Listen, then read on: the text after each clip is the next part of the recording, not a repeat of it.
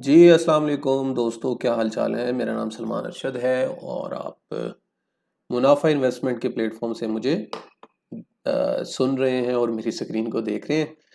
तो जनाब, as promise, जैसे मैंने आपसे प्रॉमिस किया था पिछले दिनों कि मैं आइंदा से अपनी पीसी की स्क्रीन के साथ आप लोगों के साथ हाजिर होऊंगा। उसका क्या फ़ायदा होगा? उसका फ़ायदा ये होगा कि आप लोग जो है वो मेरी स्क्रीन को देखते हुए थोड़ी सी मार्केट की अंडरस्टैंडिंग अच्छे तरीके से कर सकेंगे। तो एनीवे स्टार्ट करते हैं। मैं इसके ऊपर एक सेपरेट वीडियो बनाऊंगा जिसमें मैं आपको सारी जो है वो ये प्लेटफॉर्म्स थोड़े से यूज़ करना सिखाऊंगा, जिसमें एक तो ये इन्वेस्टर लाउंज है, दूसरा ये पीएसएक्स का प्लेटफॉर्म है, और तीसरा ये जो है वो कैपिटल स्टेक। ठीक है जी, कैपिटल स्टेक जो है ये वो कंपनी है जिन्होंने पीएसएक्स का, यानी ये जो डाटा पोर्टल वगैरह को मैनेज करते हैं, इन्होंने बड़े बेहतरीन तरीके से ये डिज़ाइन किया है पोर्टल। और ये अक्सर ब्रोकरेज हाउसेज ने अपने पैनल पे लिया हुआ है, जिसमें आप जाके इसको जो है वो अपने अगर ब्रोकरेज हाउस के रिसर्च पोर्टल पे या लॉग इन करेंगे तो वहाँ पे आपको जो है वो काफ़ी मटेरियल यहाँ जो है वो अवेलेबल हो जाएगा, और आप उसमें से आसानी से चीज़ों को देख के अंडरस्टैंड कर पाएंगे कि किस तरह से किस कंपनी का एनालिसिस करना है। तो जनाब, आज की थोड़ी सी मार्केट में पहले बात कर लेते हैं। आज की मार्केट में टेक्नोलॉजी अभी नहीं चली, ठीक है। टेक्नोलॉजी एंड कम्युनिकेशन आप देखेंगे कि इसमें कोई इतना ज़्यादा मतलब आप समझ लें कि इंटरेस्ट नहीं था बाइंग का। अच्छा, उसके लिए ना मैं थोड़ा सा आपको यहाँ पे लेके आता हूँ। यहाँ पे थोड़ा सा ज़्यादा अच्छा समझ लगेगा। इंडेक्स ओवरव्यू पे हम आते हैं। कैपिटल स्टेक का जो ये पोर्टल है इस पे आते हैं। अच्छा, इंडेक्स में ये है जी, आज टॉप कंट्रीब्यूशन कहाँ से आई, मतलब पॉइंट्स कहाँ से गेन हुए। इसमें यूबीएल है, एमसीबी है, एचबीएल है, आपको लकी सीमेंट, ईफर्ट, बैंकल फला, बैंकल हबीब, मोस्टली इसके अंदर बैंकिंग सेक्टर के जो है वो, अगर सेक्टर वाइज में देखूं तो कमर्शियल बैंक्स ने तकरीबन 536 पॉइंट मार्केट में जो है वो दिए। अब जनाब, दूसरे नंबर पे जो सेक्टर था उसमें सीमेंट, पावर जनरेशन, ये थोड़े थोड़े जो है वो इसमें पॉइंट्स आए हैं। फिर कंपनीज पे आते हैं। अच्छा, यहाँ पे यूबीएल है, एमसीबी, ये पॉइंट्स का मतलब क्या होता है, यही लोगों को समझ नहीं आता। पॉइंट्स का मतलब सिंपली ये होता है कि जिस तरह से ये KSE 100 इंडेक्स है, ठीक है, अभी आजकल 60,700 पे चल रहा है, ये 918 पॉइंट बढ़ा है।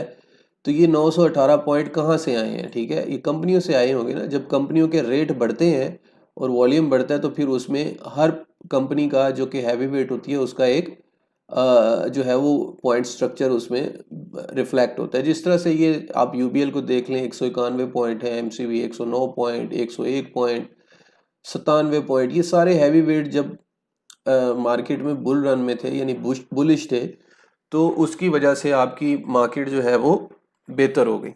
ठीक है। और अगर हम फ्लिप साइड पे देखें तो थोड़ा सिस्टम लिमिटेड, माड़ी, GHGL, इन्होंने थोड़ा प्रेशर दिया, लेकिन फ्लिप साइड थी उसके ऊपर कोई ज़्यादा प्रेशर आपको देखने को नहीं मिला।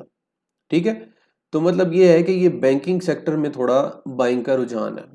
अब यहाँ पे अगर बैंकिंग सेक्टर में बाइंग का रुझान है तो ये सबसे पहले तो ये देखते हैं ना कि यूबीएल जो है उसमें क्यों बाइंग कर रहे होंगे। और पहली तो चीज़ ये है कि इसमें हम देखते हैं कि कौन बाइंग कर रहा है।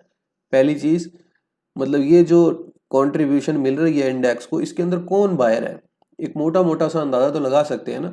उसके बाद हम ये देखेंगे कि ये जो रेट है 184 का, क्योंकि देखिए रेट में बाइंग होती है और रेट पे ही सेलिंग होती है ना। अब जिस तरह से ये हायर रेट था, हायर रेट पे 75-72% जो है ये स्टॉक बढ़ चुका हुआ है। तो ये 184 के रेट के ऊपर कौन बायर बन रहा है? या तो बेवकूफ़ होगा या स्मार्ट होगा। ठीक है, इन दोनों में बायर जो बन रहा है वो या बेवकूफ़ है या स्मार्ट है। तो अभी हम आइडेंटिफाई करेंगे कि वो स्मार्ट हो सकता है या बेवकूफ़ हो सकता है, वो इधर से हमें पता चल रहा होगा। ठीक है जी। तो जी यहाँ पे आते हैं कि ये यूनाइटेड बैंक की बाइंग कहाँ से आ रही है। ठीक है जी, तो उसके लिए हम इनके प्लेटफॉर्म्स पे आते हैं। इनके प्लेटफॉर्म पे आके हम जनाब इसका एनालिसिस करते हैं पोर्टफोलियो इन्वेस्टमेंट में आके। अब ये जो पोर्टफोलियो इन्वेस्टमेंट है ये हमें बता रही होगी। अच्छा, ये फिगर हमारे पास आ रही है 27 की, आज 28 है जब मैं ये वीडियो रिकॉर्ड कर रहा हूँ। ये यहाँ पे आप देखेंगे एज ऑफ 27 नवंबर 2023। तो यहाँ पे आप देखेंगे कि कल की जो बाइंग है वो, उसमें मेजर $4 मिलियन की बाइंग जो है वो फॉरेन कॉरपोरेट्स ने की है। ठीक है। अब फॉरेन कॉर्पोरेट्स में यूजुअली फंड्स होते हैं, बिग फंड्स होते हैं, ठीक है जी, और जाहिर सी बात है उनकी फिर वर्किंग भी अच्छी होती है। अच्छा, इसमें मैं आपसे ये अर्ज़ कर दूं कि जो फॉरेन कॉर्पोरेट्स काम कर रहे होते हैं ना, इसमें एक चीज़ आपको हमेशा याद रखनी चाहिए कि एक तो होता है कंपनी का रिस्क। मसलन अगर मैं फॉर एग्जांपल यूबीएल को ले लूँ, अभी हमने इसको लिया हुआ है। अच्छा, यूबीएल को इसलिए ले रहे हैं क्योंकि आज ये इंडेक्स में पहले नंबर पे था, जिसने 191 पॉइंट दिए। तो ये यूबीएल को अगर फॉर एग्जांपल कोई गोरा अगर बाय कर रहा होगा तो उसका फिर मकसद क्या होगा? ठीक है, एक तो मकसद ये होगा कि कंपनी की प्राइस बढ़ेगी, यही वो देख रहा होगा ना, और इसके अलावा तो कोई और मकसद नहीं हो सकता। और दूसरा उसने एक और चीज़ को भी देखना है, और वो चीज़ है कि ये जो यूनाइटेड बैंक लिमिटेड है, ये तो चलो मैं ख़रीद लूँ, अगर ये यहाँ से 144 100 सॉरी 84 से ये जो है वो 250 रुपये पे सपोज चला जाता है, मिसाल ले रहा हूँ मैं, तो मुझे जो है वो जो नफ़ा होगा, क्या ये नफ़ा मुझे जब मैं वापस करूँगा तो आ, इसका नफ़ा जो है आप मतलब पूरा मिलेगा या नहीं मिलेगा, इसको हम कैलकुलेट कर लेते हैं। ठीक है, कैलकुलेटर में आएंगे। मिसाल के तौर पे 250 रुपये पे इसने जो है वो रेट का टारगेट रखा है। 66 रुपये जो है वो इसने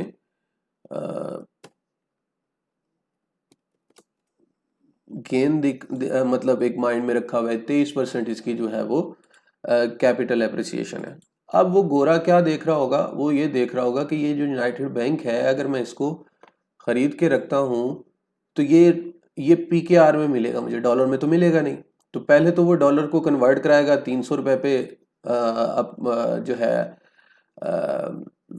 रुपए में, ठीक है। उसके बाद वो उन 300 रुपये से आके 300 रुपये के एवज जो है वो $1 को कन्वर्ट करवा के उसके बाद वो आके उस कंपनी में इन्वेस्ट करेगा। अच्छा, इसमें अब जब इसको प्रॉफिट ये चाहिए होगा, जब इसमें प्रॉफिट बुक करेगा 66 रुपये का, 66 रुपीज़ का, तो ये 66 रुपीज़ का प्रॉफिट जो है ये अगर विड्रॉ करना चाहता है तो पाक रुपये में तो उसकी ज़रूरत नहीं है, उसने जो है वो उसको डॉलर में लेके जाना है वापस। तो इसमें एक चीज़ हमें समझ लगती है कि अगर डॉलर का रेट मिसाल के तौर पे जब वो विड्रॉ कराता है और वो 400 रुपये का रेट हो जाता है, ठीक है, तो 300 रुपये का उसने जो है वो मार्केट में कन्वर्ट कराया, 400 रुपये दे के फिर $1 उसको जो है वापस मिला, तो इसमें उसका लॉस होगा क्योंकि करेंसी डिवैल्यू हो गई है। तो ये सारी कहानी समझाने का मकसद ये था कि जब भी कोई गोरा जो फॉरेनर है वो किसी भी कंपनी में इन्वेस्ट करने आएगा ना, तो उसके पास सिर्फ कंपनी का रिस्क नहीं होगा, कंपनी की उतार चढ़ाव का रिस्क नहीं होगा, उसके पास एक दूसरा रिस्क जो है वो करेंसी का भी होगा।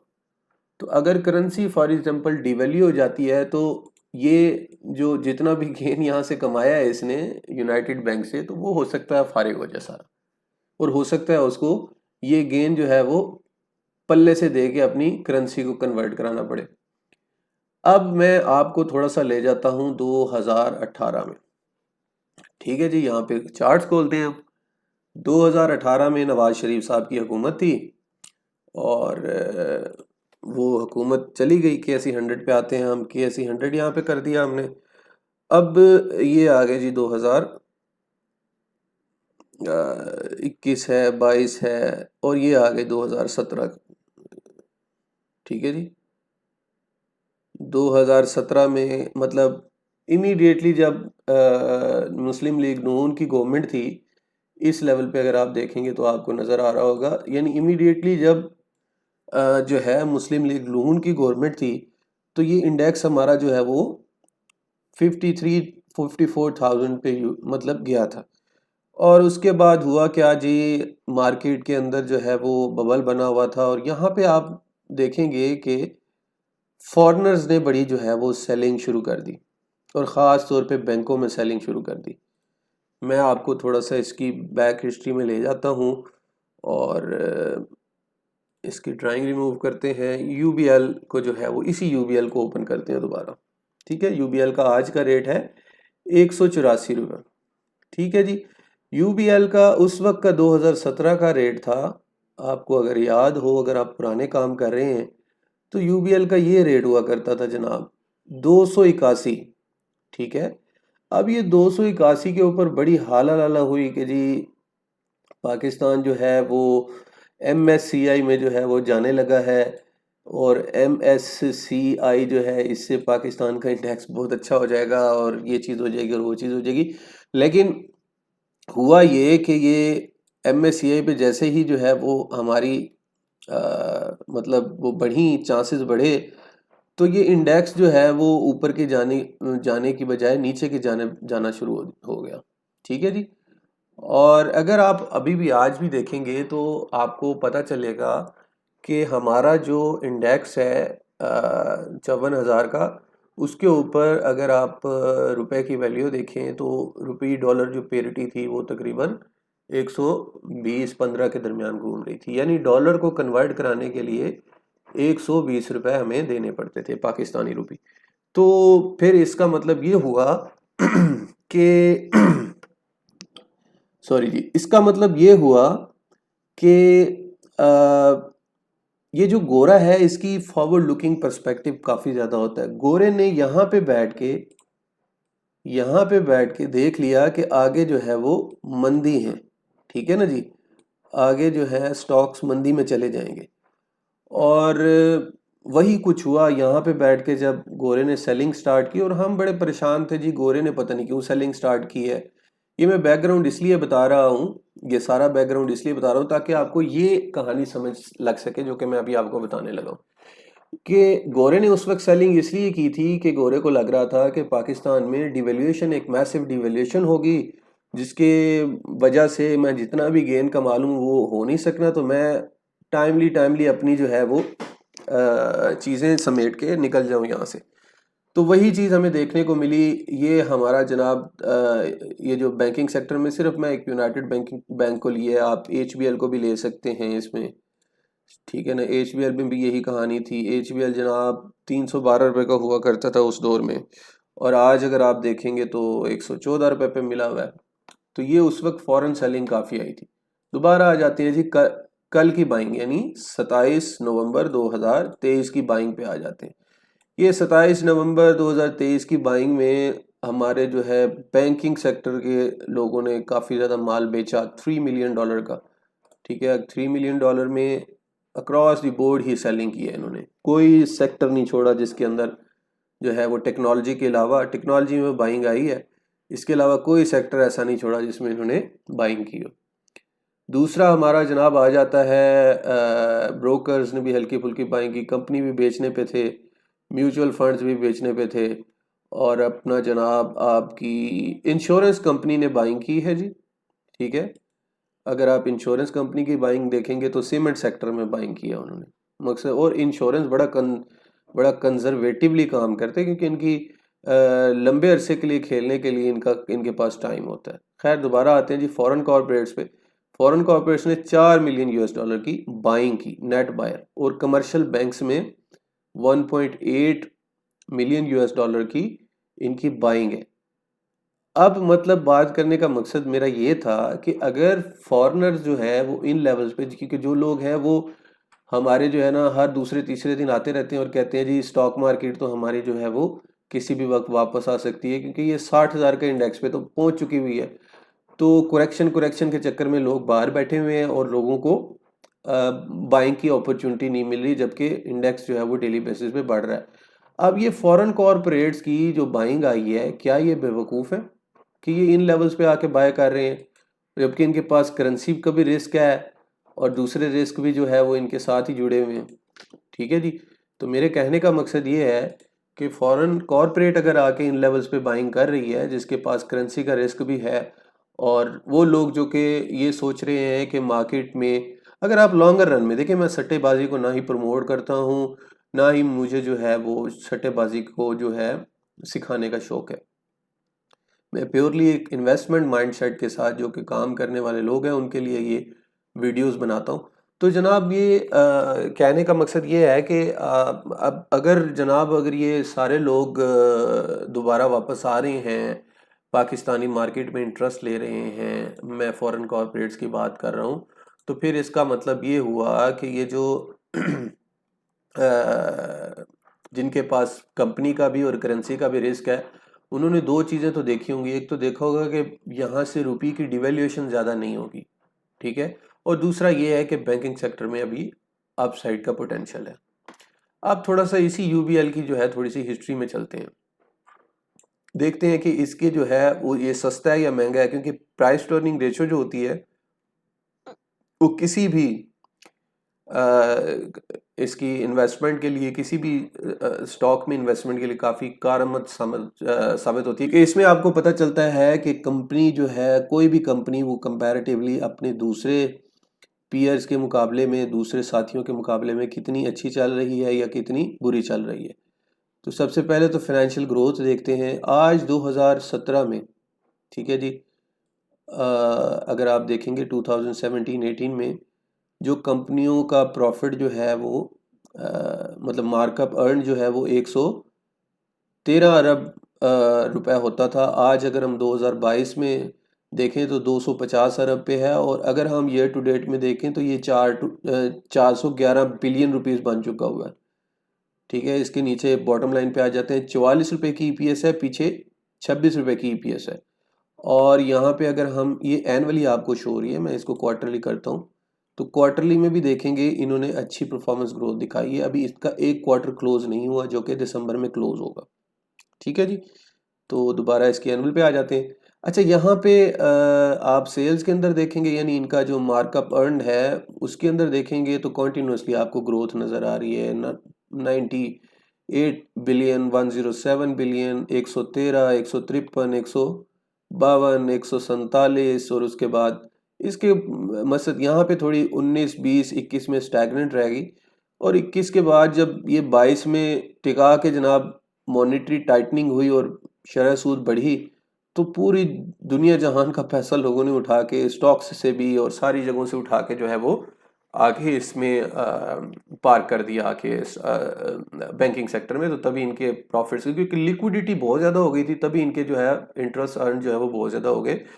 और अभी तक जो है, क्योंकि 2023 में हम खड़े हुए, अभी तक भी इनके प्रॉफिट्स बड़े ज़बरदस्त हैं क्योंकि लिक्विडिटी बड़ी अच्छी है। अच्छा, यहाँ पे एक आर्गूमेंट ये आता है उन लोगों के लिए जो आर्गूमेंट देते हैं कि यार आप बैंकिंग सेक्टर जो है यहाँ से चल रहा है, मिसाल के तौर पे वो कहते हैं जी हम बैंकिंग सेक्टर यहाँ पे चलता हुआ नज़र आ रहा है। आप ये देखें कि जिस वक्त ये शरह सूद, क्योंकि पीक आउट तो हो चुकी हुई है, शरह सूद इस वक्त जो है वो 22% के राउंड चल रही है। अगर ये यहाँ से ईजिंग होना शुरू हो जाती है, यानी आप ग्रेजुअली आपकी शरह सूद कम होती है, तो फिर उसका इफेक्ट जो है वो बैंकिंग सेक्टर पे तो आएगा, क्योंकि लिक्विडिटी कम हो जाएगी। तो मेरी जान, उन लोगों के लिए मेरी सिर्फ सिंपल सी लॉजिक आप कह लें ये है जी PE ratio, price to earning ratio. आज जो 2022 में ये प्राइस टू अर्निंग रेशियो पे है 3.85 पे चल रहे हैं, ठीक है। और आप इसकी 2017-18 में जबकि आपका इंटरेस्ट रेट लोएस्ट था, इवन 2016 में देख लें लोएस्ट इंटरेस्ट रेट्स के ऊपर, जबकि बैंकों के पास कोई लिक्विडिटी भी नहीं थी, तो 10.55 की जो है वो प्राइस टू अर्निंग पे बैंकिंग सेक्टर चल रहा था। आज इतनी हाईएस्ट होने के बावजूद बैंकिंग सेक्टर इस वजह से डिप्रेस्ड है कि मार्केट के अंदर कॉन्फिडेंस नहीं है। ये फिर से मैं रिपीट करता हूँ, गौर से सुनिएगा, बड़ी अहम बात है। देखिए इस वक्त जो प्राइस टू पी रेशियो है 3.85 पे खड़ी हुई है बैंकिंग सेक्टर में। यूबीएल की एग्जांपल ले रहा हूँ मैं। तो 2016 में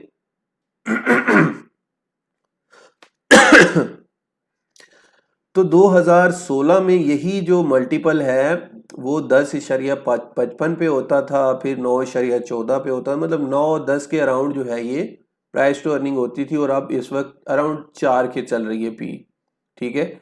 तो पी ने अभी डबल होना है, तो जब पी जो है वो बढ़ेगी, एक्सपैंड करेगी, तो जाहिर सी बात है वो रेट से ही एक्सपैंड करेगी ना, मार्केट में रेट बढ़ेगा। तो मतलब उन लोगों का आर्गुमेंट जो ये कहते हैं कि 2022 में, 2023 में क्योंकि इंटरेस्ट रेट्स काफ़ी हाई रह गए, तो इसलिए जो है आपको लगता है कि ये चीज़ें जो हैं वो बड़ी अच्छी चलती रही हैं। लेकिन अगर हम हिस्टोरिकली देखें तो 2016 में लोएस्ट 6-7% की या 8% के जो है वो इंटरेस्ट रेट थे, और इसके बावजूद भी आपका जो है वो बैंकिंग सेक्टर बड़ा ऊपर परफॉर्म कर रहा था, तब उनके पास इतनी लिक्विडिटी भी नहीं थी। और 2016 के आज आप प्रॉफिट्स देख लें, ठीक है जी, 2016 के अगर आप प्रॉफिट्स देखें तो 98 अरब रुपए थे, आज आप 411 अरब रुपए पे खड़े हुए हैं।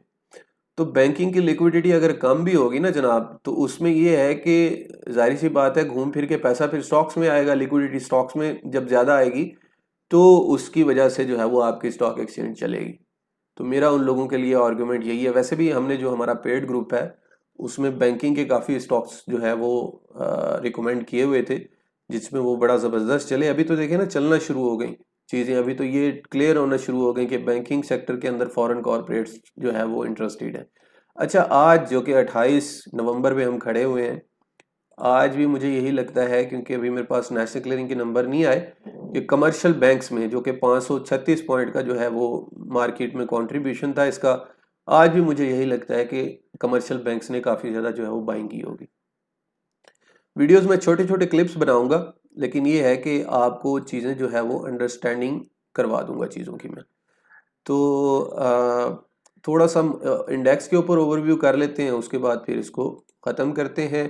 बाकी स्ट्रेटजी यही है कि मार्केट जो है वो अच्छे नोट पे चल रही है। बैंकिंग सेक्टर देखें दिसंबर में और नवंबर में भी चल रहा है। दिसंबर की क्लोजिंग इनकी जनवरी फरवरी में होती है, तो उन दिनों में भी आप देखिएगा कि इंडेक्स जो है वो बेहतर परफॉर्म करेगा, क्योंकि जो मैं आपको यहाँ से एक दफ़ा फिर से दिखा देता हूँ, क्योंकि जो इस वक्त बैंकिंग के जो है वो रिजल्ट्स हैं वो बड़े रोबस्ट आ रहे हैं। 9 महीने के रिजल्ट्स हमारी आंखों के सामने हैं जो कि डिस्क्लोज हो चुके हुए हैं और कोई बड़ी चेंजेस नहीं आई। तो जो अगले एक क्वार्टर का रिजल्ट होगा वो भी आप देखेंगे बैंकिंग सेक्टर का वो बेहतरीन आएगा। तो जी लास्ट में मैं आपसे बस यही है कि थोड़ा सा ओवरव्यू कर लेता हूँ, फिर इसके ऊपर मैं सेपरेट वीडियोस बनाऊंगा मुख्तलिफ टॉपिक्स पे। बाकी आप ये जो गेट योर स्टॉक्स एनालाइज की ये जो हमने एक सीरीज स्टार्ट की है, इसमें आप अपने जो है वो जो भी आपके फेवरेट स्टॉक्स हों या जो भी आप समझते हैं कि वो मुझे एनालाइज करना चाहिए उसको, तो फिर आप उसको इसमें कमेंट में नीचे लिख देंगे, तो मैं कोशिश करूंगा कि उसको आपको बता दूं। एनीवेज टेक्नोलॉजी एंड कम्युनिकेशन में अगर आप देखेंगे तो इसमें कोई ख़ास अभी तक बाइंग वगैरह नहीं है, बल्कि आज सेलिंग प्रेशर था ख़ास तौर पे सिस्टम्स में।